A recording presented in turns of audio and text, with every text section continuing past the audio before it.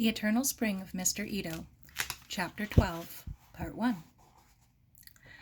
For the next few weeks, Sara and Jamie stayed close to Maggie and Ernie.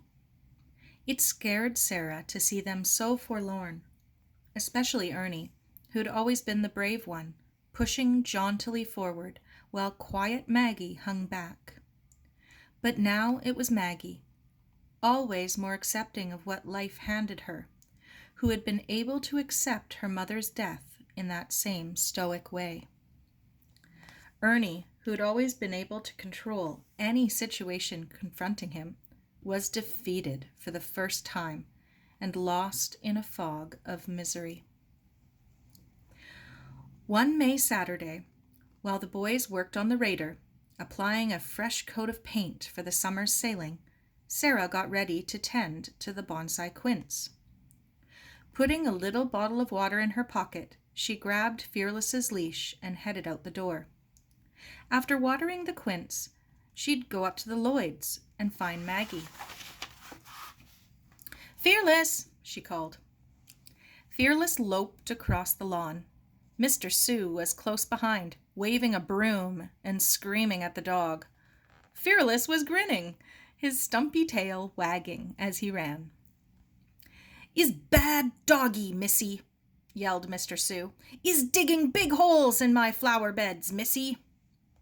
"I'm very sorry, Mr. Sue," Sara said. "Bad dog, Fearless." He wagged his tail at her. "You keeping bad doggy out of my garden, missy," Mr. Sue screamed. His little black eyes snapped. "Chinese people think doggy good to eat." He brandished his broom. It was hard not to laugh. "I'll make him be good, Mr. Sue. I promise. I'll take him for a walk right now. Come on, Fearless." Fearless bounded after her. It was strange. Fearless had never dug holes in Mr. Ito's garden. He'd always just lain contentedly nearby, watching Mr. Ito work. But he seemed to enjoy annoying Mr. Sue. "Let's wear you out, Fearless." They ran together along the cliff walk. As they neared the limey path, they saw Maggie sitting in the coarse grass at the top of the cliff.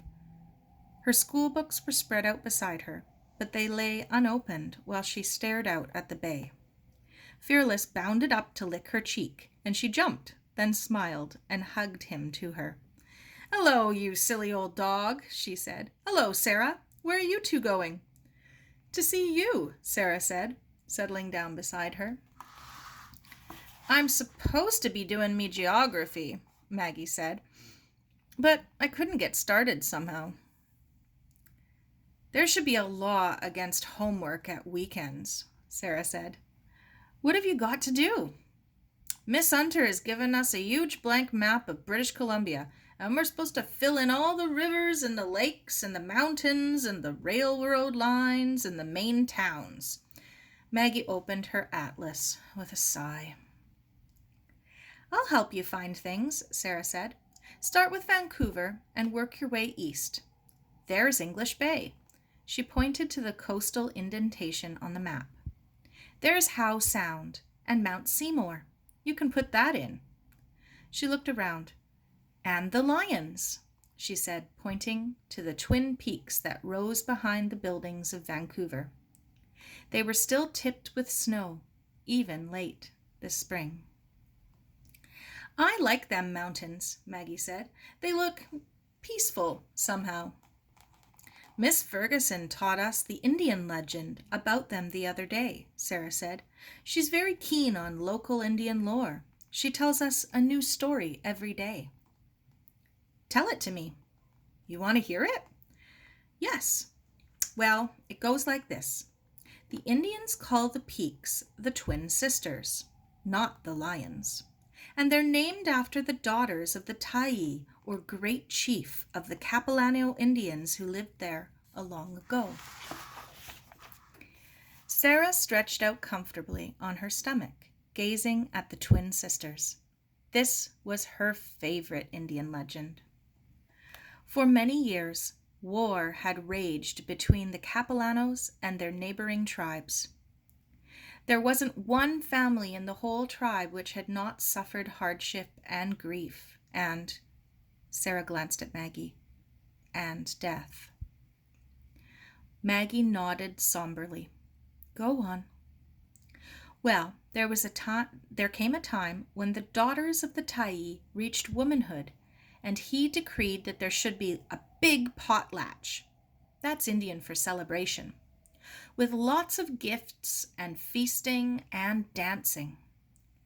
And he said to his daughters, ask me for anything.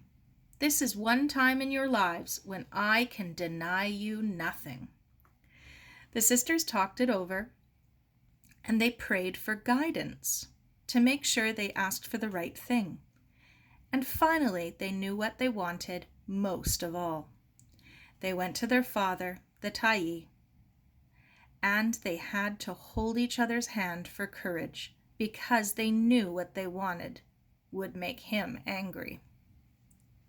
But they stood up straight in front of him, and they said, "Oh, Father, oh, great Tyee, you have promised to grant our request, and it is this, that you invite to this great potlatch all of the tribes from the north, and all tribes from the south, and all the tribes from the east, and all the tribes from the west. And then we will feast together and dance together, and war no more." And their father, the great Tyee, was angry, and he didn't want to do it, but he had given them his word, so he had to grant what they asked. An invitation was sent out to the north and the south and the east and the west, and all the neighboring tribes came to the potlatch, they trusting in the Tyee's honor not to attack them, he trusting in their honor not to attack him. And while they ate and drank and danced together, they forgot their hatred of one another, and they pledged new friendships. And by the end of the potlatch, they were no longer at war, and peace spread across the land. "That's lovely," Maggie said softly. "Wait, you haven't heard the end," Sara said.